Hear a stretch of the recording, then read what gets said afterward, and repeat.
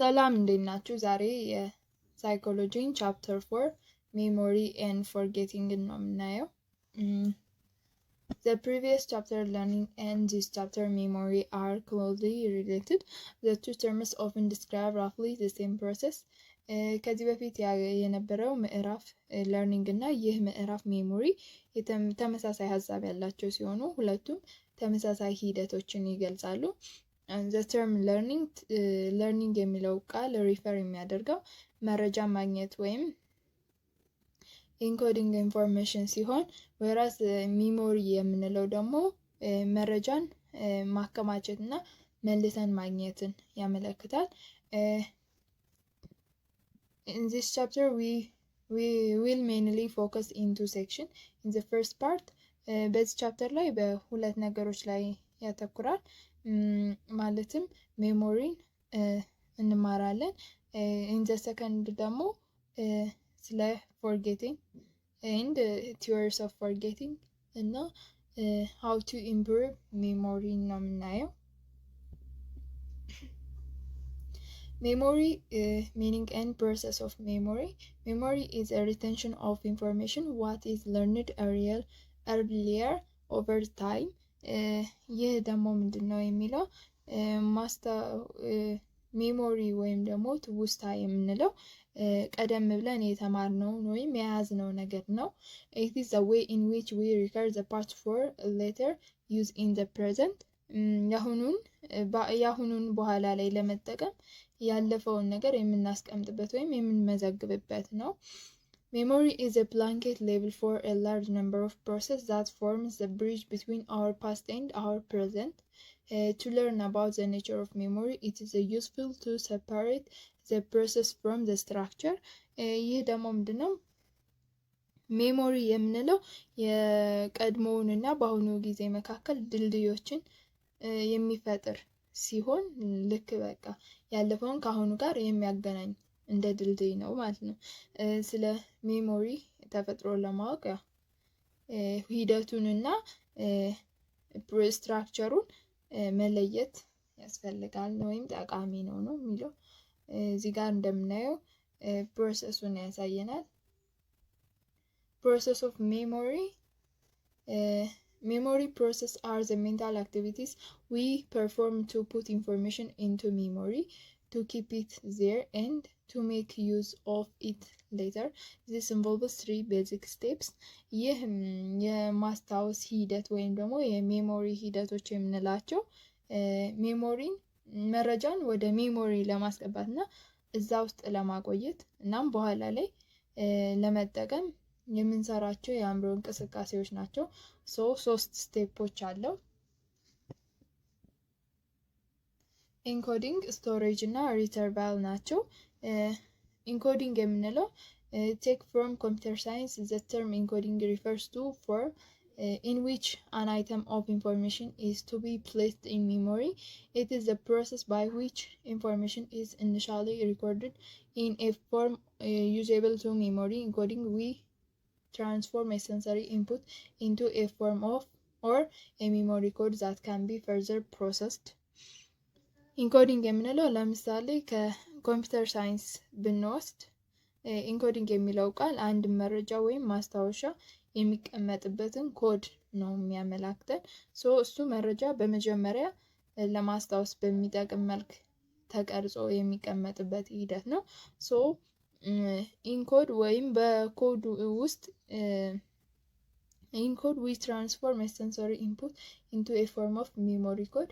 እናም ትራንስፎርም የምናደርገው ወደ ኢንፑት ወደ ውስጥ የምናስገባው ነገር ፕሮሰስድ ሆኖ ማለትም ሊሰራ ወደሚችል ፎርም ነው የምንቀይረው እና ወደ ሜሞሪ ኮድ እንለውጠዋለን ማለት ነው። ስቶሬጅ ደግሞ to be remembered, the encoded experience must leave some records in the nervous system, the memory trace. It must be squirreled away, held in some more or less enduring from the later use. This is what memory specialists mean when they speak or placing information in storage. ይህ ደግሞ ስቶሬጅ የምንለው ወይም ደግሞ መረጃችን የምናከማችበት ቦታ ሲሆን በኮድ የተቀመጠውን የሆነ አንድ ኤክስፔሪየንስ ለማስታወስ ማለትም የነርቨስ ሲስተም ወይም የነርቨስ ሲስተም ውስጥ የተወሰነ መዝገብ ወይም ማከማቻ ነገር መተው አለበት። እናም ይህ it must be squirreled away to held some more or less enduring for the last user እናም ይሄንን ጥቅም ላይ በሆነ ወይም በተወሰነ ቦታ የሚቆይ የሆነ ዘላቂ በሆነ መልኩ መያዝ አለበት። እናም what memory specialists mean እነዚህ የሜሞሪ ስፔሻሊስቶች መረጃን በማከማቻ ወይም ደግሞ በስቶሬጅ ውስጥ ለማስቀመጥ ሲናገሩ ይህ ማለት ነው is the location in memory system in which material is saved. Storage is the persistence of information in memory. ይህም ማቴሪያሉ የተቀመጠበት የማስታወሻ ስርዓት ወይም ደግሞ የሜሞሪ ስርዓት ውስጥ የሚገኝ ቦታ ነው።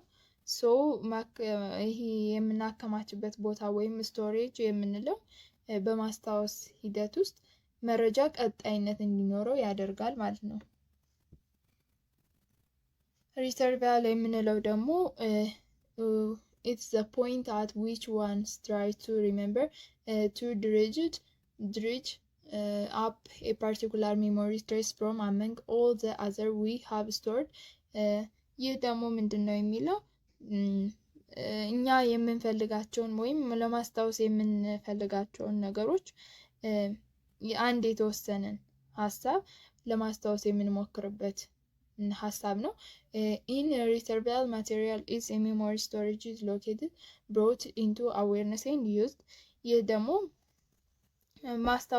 በማስታወሻ ወይም ደግሞ በሜሞሪ ስቶሬጅ ውስጥ ያሉትን ማንኛውም ማቴሪያሎችን ወደ ውስጥ ገብቶ ጥቅም ላይ እንዲውልና ወደ ግንዛቤ ውስጥ ገብቶ ጥቅም ላይ እንዲውል ነው የሚያደርገው።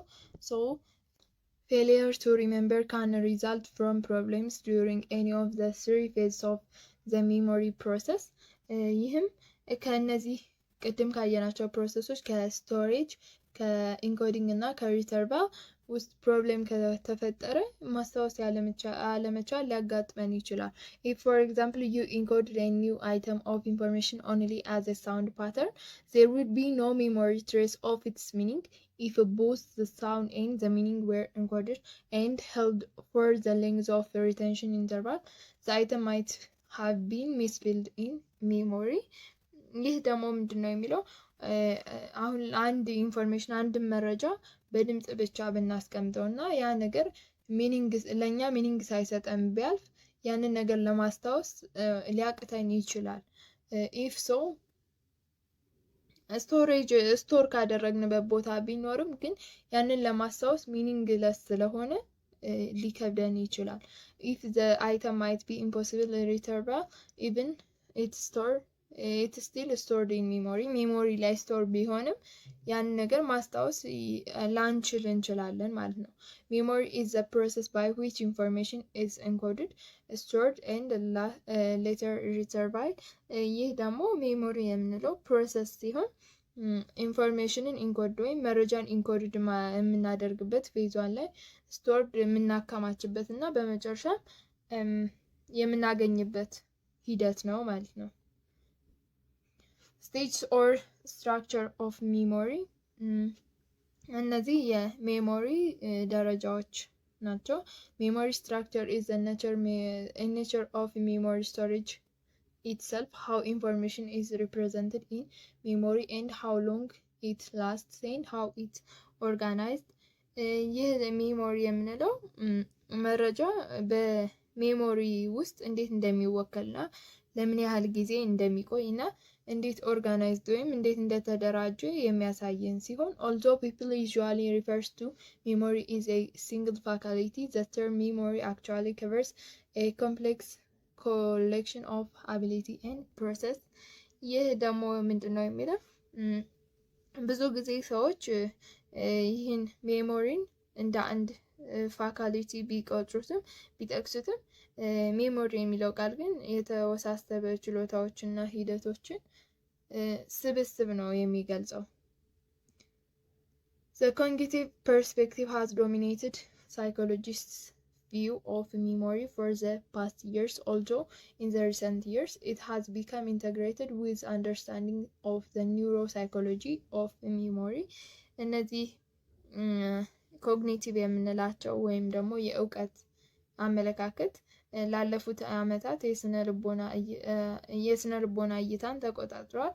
ምንም እንኳን ከቅርብ ዓመታት ወዲህ የሚሞሪ ኒውሮሳይኮሎጂ ግንዛቤ ጋር የተዋሃደ ቢሆንም ብዙ many cognitive psychologists relate to mind to an information processor along the lines of a digital computer that takes items of information and processes them in steps of stage and then produces an output። እነዚህም ያው አእምሮን ከኮምፒውተር ጋር ያዛምዱታል። ልክ አንድን መረጃ የሚወስድ ዲጂታል ኮምፒውተር መስመሮች እነሱን በደረጃዎች ያስኬዳቸዋል። እናም ከዛም አንድ ውጤት ያገኛል። እነዚህ ኮግኒቲቭ የምንላቸው የኛን ማይንድ ከዚህ ከኮምፒውተር ጋር አዛምደው ይወስዱታል እና አንድ አውትፑት ያወጣል የምንፈልገውን ነገር ብለው ያስባሉ። Consider how the computer works. First, it takes in information, for instance, via keystrokes, and translates the information into an electronic language. Then the computer permanently stores information on the disk, and finally, it retrieves the information files stored on a disk to a working memory, which also receives a new information from the keyboard, and the information is put on the screen as a part of working memory. ይህ ምንድን ነው የሚለው ኮምፒውተር እንዴት እንደሚሰራ ጀስት እናስብና መጀመሪያ መረጃን ይወስዳል። ከዛ ወደ ራሱ ወደሚፈልገው አይነት ኤሌክትሮኒክ ቋንቋ ይተረጉመዋል። ከዛም በመረጃውን በዲስክ ላይ ፐርማነንት በቋሚነት ስቶር ያደርገዋል። ከዛም በመጨረሻ ላይ ያን ፋይል በምንፈልግ ጊዜ ያወጣልናል ማለት ነው። Models of memory based on this idea are information processing theory. Like a computer, we also store vast amount of information. ልክ እንደ ኮምፒውተሩ እኛም በጣም ብዙ የሆኑ መረጃዎችን በማስታወሻ ወይም በሜሞሪ ስቶር ሃውሳችን እናከማቻለን። From this storehouse, we can retrieve some information onto limited capacity of working memory. እናም በዚህ ስቶር በምናደርግበት ሃውስ ውስጥ የፈለግነውን ያክል ለምሳሌ የተወሰነ ትውስታ አቅም ላይ ማምጣት እንችላለን። የምንፈልገውን ነገር ማስታወስ እንችላለን። which also receive information from our current experience. ከአሁኑ ልምዳችን መረጃን ይቀበላል፣ ያስታውሳል። A number of such models of memory have been proposed. One of the most important and influential of this is the one developed by Richard Atkinson and Richard Shifrin in 1968. ይህ ደግሞ በርካታ እዚህ ላይ እንደምናየው which also receive information ካሁኑ መረጃዎችን ይቀበላል ካሁኑ ልምዳችን እና የዚህ የወርኪንግ ሜሞሪ የምንለው ክፍል አእምሮ ላይ ይታያል። ያው እኛ ኮንሺየስነስ ወይም ንቃተ ህሊና ብለን የምንጠራው ማለት ነው። በርካታ እንደዚህ ያሉ የሜሞሪ ሞዴሎች ቀርበዋል። ከነዚህ ውስጥ በጣም አስፈላጊና ተደማጭነት ያለው አንዱ በሪቻርድ አትኪንሰን እና በሪቻርድ ሺፍሪን በ1968 ያዘጋጁት ነው። According to Atkinson and Shifrin, memory has a three structure. አንደኛው በእነዚህ ሰዎች አማካኝነት ሶስት አይነት ስትራክቸር አለው። sensory memory or sensory register. It is the entryway to memory. It's the first information storage area. ይህ የሜሞሪ የመጀመሪያው የመግቢያ መንገድ ነው። So it is the first የመጀመሪያው መረጃን የምናከማችበት ወይም የምናስቀምጥበት ቦታ ነው። Sensory memory acts as a holding bin, retain information until we can select items for attention from the stream of stimuli bombarding our senses. ይሄ ሴንሶሪ ሜሞሪ የምንለው መጀመሪያ ይቀበላል ኢንፎርሜሽኖችን ከዛ አቴንሽን ሰጠን እስከምንመርጥ ድረስ ራሱ እዛው ላይ ይዞ መያዣ እንደ መያዣ ወይም ትኩረትን እስክንሰጥ ድረስ እስክንመርጠው ድረስ መረጃን እንደ መያዣ ሆኖ ያገለግላል። It gives us a brief time to decide whether information is extraneous or important. Sensory memory includes a number of separate subsystems as many there are a sense. ይህ ደግሞ መረጃው የማያስፈልግ ወይም አስፈላጊ መሆኑን ለመወሰን አጭር ጊዜ ይሰጠናል። ከዛም የተለያዩ ስርዓቶችን ያጠቃልላል። ማለትም it can hold virtually all the information reaching our senses for a brief time. So for instance visual images ለምሳሌ የእይታ ምስሎችን ማለት ነው። አሁን it remains the visual system for a maximum 1 second. የእይታ ምስሎች የምንላቸውን ቢበዛ ለአንድ ሰከንድ በእይታ ስርዓት ውስጥ ይቆያሉ። ይሄ መረጃውን ያቆይልናል ማለት ነው። አውዲቶሪ ኢሜጅ የምንላቸው ደግሞ እነዚህ የመስማት ችሎታ የምንላቸውን ደግሞ remains the auditory system for slightly longer time. ይህን ደግሞ ያው በአብዛኛው እስከ 2 ሰከንድ ወይም ከዚያ በላይ ድረስ በድምጽ መስሪያ ስርዓት ውስጥ ይቆያሉ ማለት ነው። እነዚህ ድምጾች the information stored sensory in memory is a fairly accurate representation of the environment information but unprocessed. እነዚህ ደግሞ በዚህ በሜሞሪ ውስጥ የተከማቸ መረጃ በአካባቢው ማለት ትክክለኛ መረጃ ቢሆንም ግን unprocessed ነው። ገና እይታ ውስጥ አሁን አንድን ኢሜጅ ብናየው አእምሯችን ላይ ለአንድ ሰከንድ ቢቆይም ግን ያንን ኢሜጅ ፕሮሰስ አድርገን በደንብ አልተመለከትነውም። So it's but unprocessed ነው። Most information briefly held in the sensory memory simply decays from the register. በአጭሩ በዚህ ሜሞሪ የምንለው ውስጥ ያሉ በሴንሶሪ ሜሞሪ ውስጥ ያሉ የተያዙ አብዛኞቹ መረጃዎች በቀላሉ ከተመዘገቡት ውስጥ ማለትም ይብሰለሰላሉ። It's register. However, some of the information that has got attention and recognition pass on the short-term memory for further processing. እና እነዚህ አንዳንድ ትኩረትና እውቅና ያገኙ መረጃዎች እነዚህ ሪኮግናይዝ ያደረግናቸው መረጃዎች ለተጨማሪ ሂደቶች ያው በአጭር ጊዜ ሚሞሪ ወይም ደግሞ የአጭር ጊዜ ትውስታ ያስተላልፋቸዋል ማለት ነው ፕሮሰስ እንዲሆኑ። the second short term memory ነው የአጭር ጊዜ ትውስታ ነው። ይሄ ደግሞ is a part of our memory that holds the contents of our attention.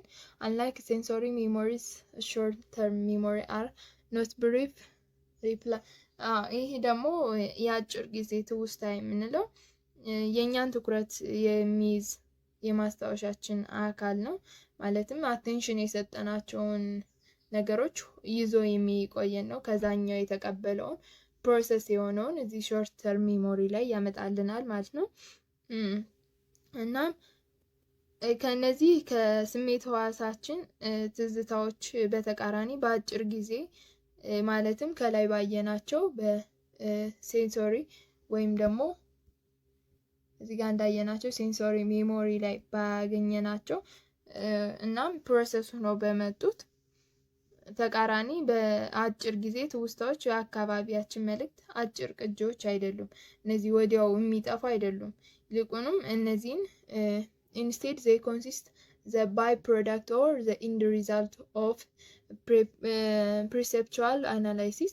እነዚህ ደግሞ እነዚህን የማስተዋልና የቀሩትን የማያስፈልጉትና ወይም የመጨረሻ ውጤቶችን ያካትታሉ የምንፈልገውን ፓርት ማለት ነው።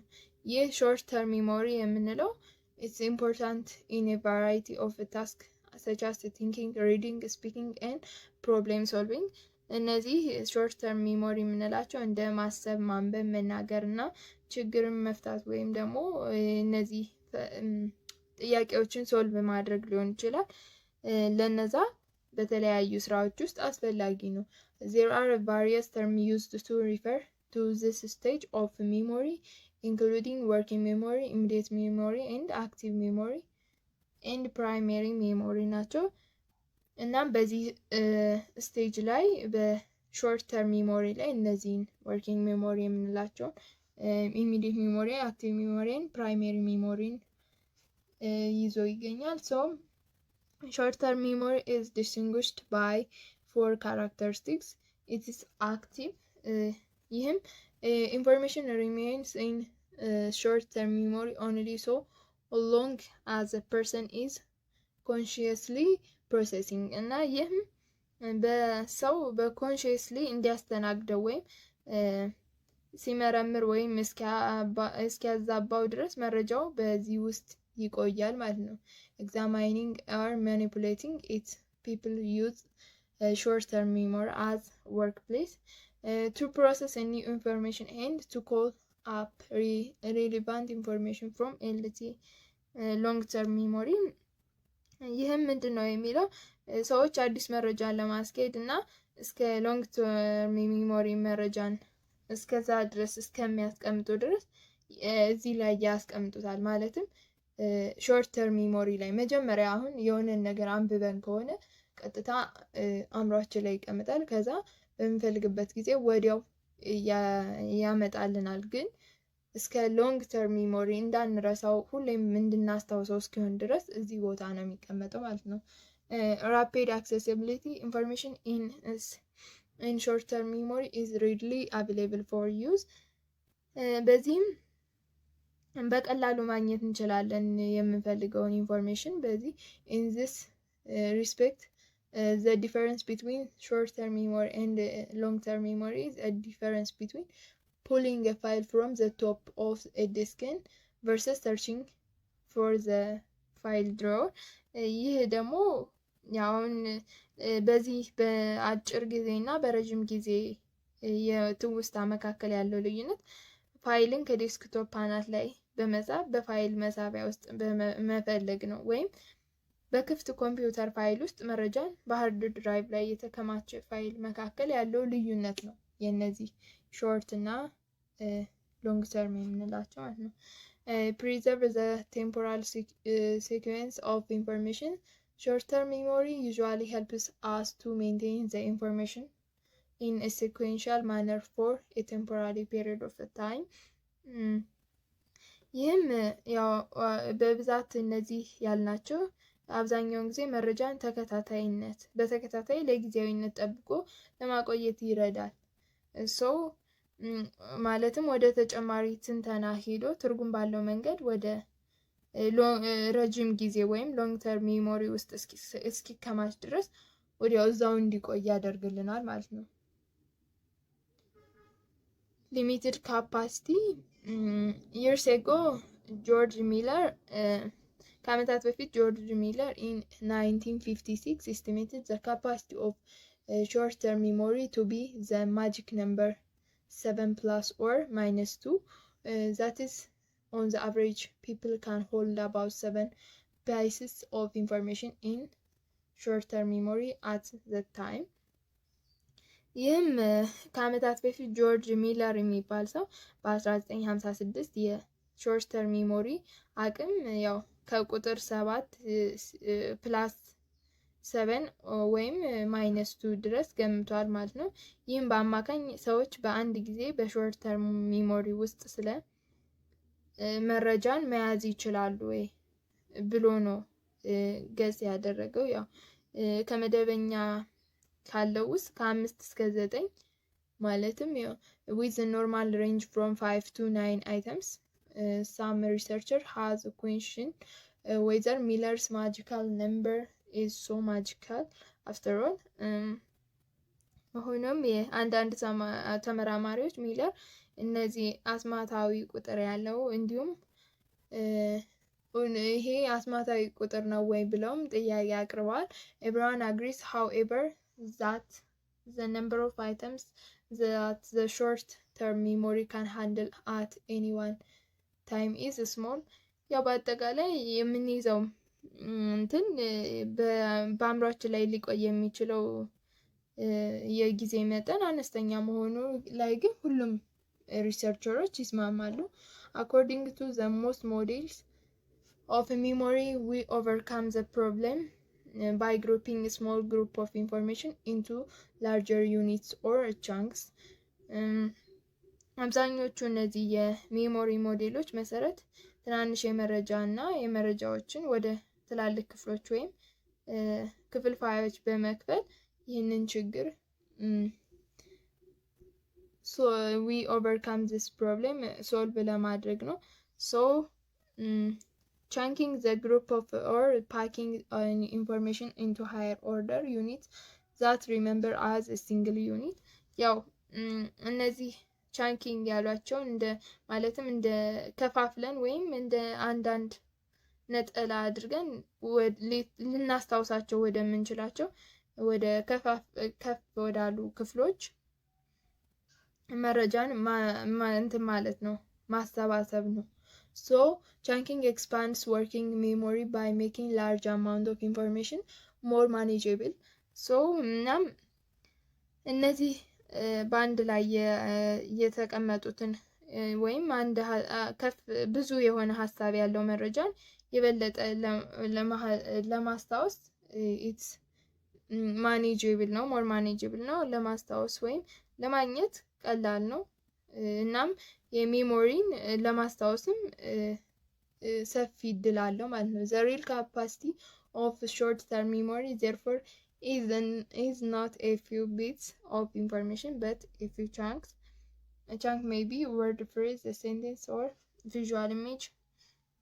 ይህም አሁን ለምሳሌ አንድ ሀረግ ሊሆን ይችላል ወይ አረፍተ ነገር ወይ ምስል ሊሆን ይችላል እና እነዚህን በፊት ካገኛቸው ልምዶች ወይም ተሞክሮች ላይ የተመሰረተ ነው። so short term memory holds information, sounds, visual image እነዚህ ሾርት ተርም ሚሞሪ የምንላቸው አብዛኛውን ለ30 ሰከንድ ያህል ልክ ለምሳሌ አሁን እንደ ድምጾች፣ ምስሎች እና ቃላት፣ አረፍተ ነገር የመሳሰሉትን ለ30 ሰከንዶች ያህል ይይዛል። so it's possible to prolong short term memory is identified indefinitely by rehearsal the conscious repetition of information. ያው በመለማመድ መረጃን በመደጋገም ላልተወሰነ ጊዜ ማራዘም ይቻላል። so material is short term memory is easily displaced unless we do something to keep it there. እና እዚያ ለማቆየት አንድ ነገር በመደጋገም ያው በቀላሉ እንዲቆይልን ይችላል። ግን በብዛት በምናነብበት ጊዜ ወዲያው አንብበን ፈተና ላይ በምንገባበት ጊዜ ቶሎ የሚጠፋብን ያው ሾርት ተርም ሚሞሪ ላይ ስለሚቀመጥ ነው። ሎንግ ተርም ሚሞሪ it's a memory system used for relatively permanent storage of meaningful information. The capacity of LTM seems to have no partial limit. ይሄ የሚሞሪ አይነት ሎንግ ተርም ሚሞሪ የምንለው ሚኒንግፉል የሆነ ሀሳብን በቋሚነት የሚያስቀምጥልን ወይም ስቶር የሚያደርግልን የሚሞሪ አይነት ነው።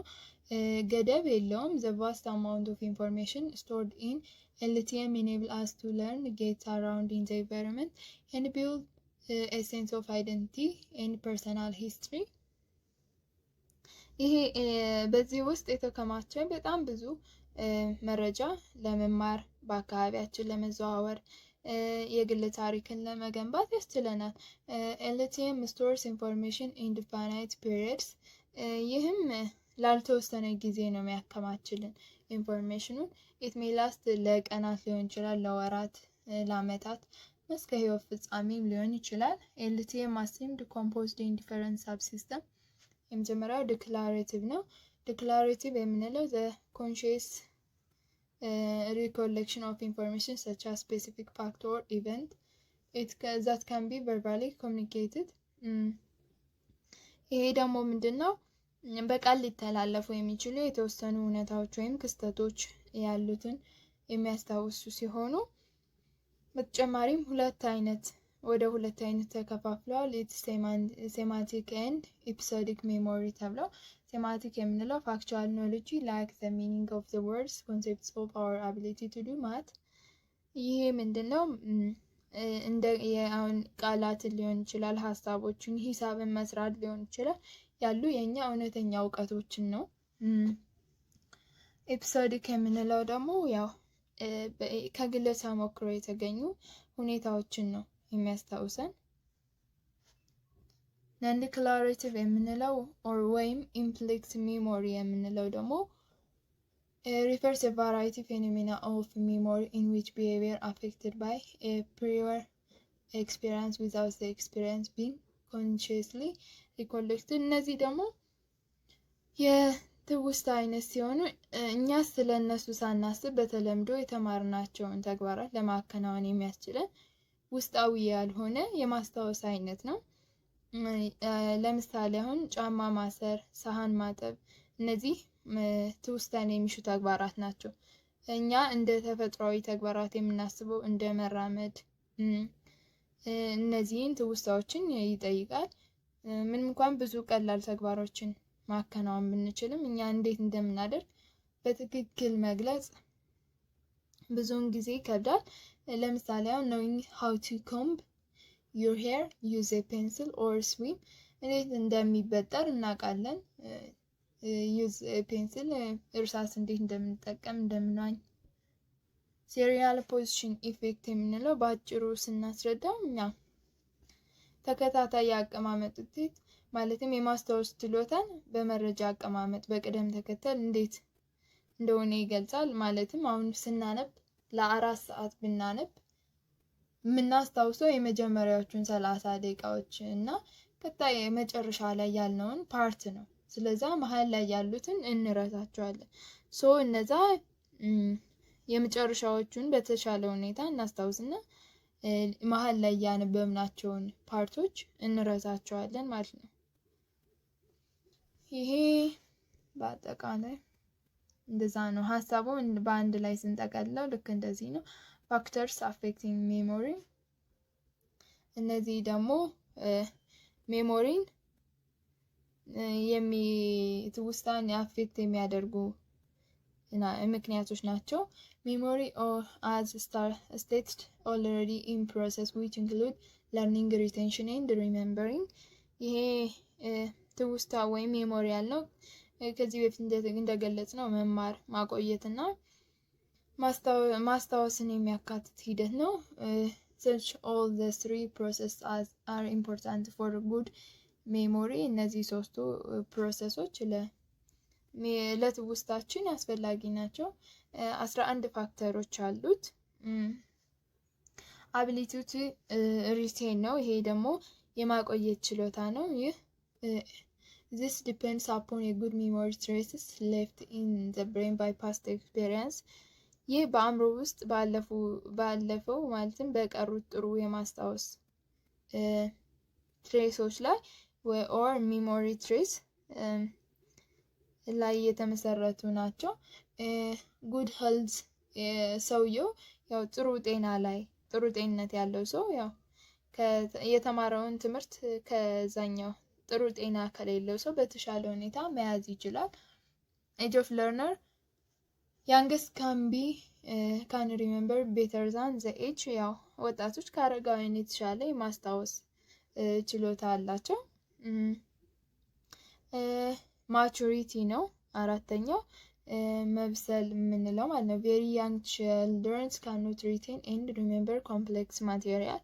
በጣም ትንንሽ ልጆች የሆነ የተወሳሰቡ ነገሮችን መያዝ እና ማስታወስ ይከብዳቸዋል። ማቹሪቲ ሌላኛው ነው።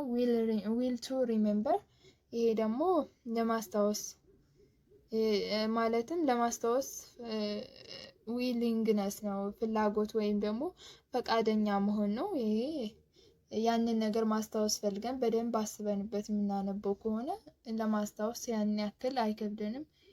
ኢንተለጀንስ ነው። ይሄ ደግሞ ሞር ኢንተለጀንስ ፐርሰን ዊል ሃቭ ቤተር ሜሞሪ ዛን ኤ ዱል ፐርሰን። ይህ ደግሞ ብልህ የሆነ ሰው ከሌሎቹ ሰዎች የተሻለ የማስታወስ ችሎታ ይኖረዋል። ኢንተረስት ደግሞ ፍላጎት ነው። አንድ ሰው if a person has more interest he will learn and retain better። ፍላጎት ካለው አንድ ሰው የበለጠ ፍላጎት ካለው ይማራል፣ በተሻለ ሁኔታ ይይዛል ማለት ነው የሚፈልገውን። ኦቨር ለርኒንግ ደግሞ ይሄ ከመማር በላይ ወደ ተሻለ የማስታወስ ችሎታ እንደ experiments have proved the overlearning will lead to better memory። በጣም በደጋገምነው ቁጥር በጣም ስለዛ ነገር ባወቅን ቁጥር የማስታወስ ወይም ቤተር ሚሞሪ ይኖረናል። ስፒድ ኦፍ ለርኒንግ ይሄ ደግሞ ፍጥነቱ ነው። ፈጣን quicker learning leads to better retention። ፈጠን ባለ ቁጥር ያን ነገር ለመያዝ ከዛ ጋር እኩል እንከተላለን፣ ሀሳባችን ወደ ሌላ አይበታተንም። meaningfulness of the material ይሄ ደግሞ ትርጉም ነው። meaningful material remains in our memory for a longer period than for non ይሄ ደግሞ ትርጉም ያላቸውን ነገሮች ለምሳሌ አሁን ትርጉም የለሽ ነገሮችን ከማይረባ ወይም ደግሞ ዩዝፉል ከሆነ ማቴሪያል ይልቅ ረዘም ላለ ጊዜ በማስታወሻችን ወይም በአእምሯችን ይቆያሉ። እነዚህ ትርጉም የሰጠናቸው ነገሮች sleep or rest እንቅልፍ ወይም ረስት ነው። sleep or immediately እንዳጠናን ወዲያው ብንተኛ strengthen connection in the brain በመጨረሻ ማለት ከተማርን በኋላ ወዲያው ብንተኛ ወይም ብናርፍ አእምሯችን ውስጥ ያው ለማስታወስ ይረዳናል፣ እዛ በኋላ ሌላ ሀሳቦችን ስለማናስብ ማለት ነው።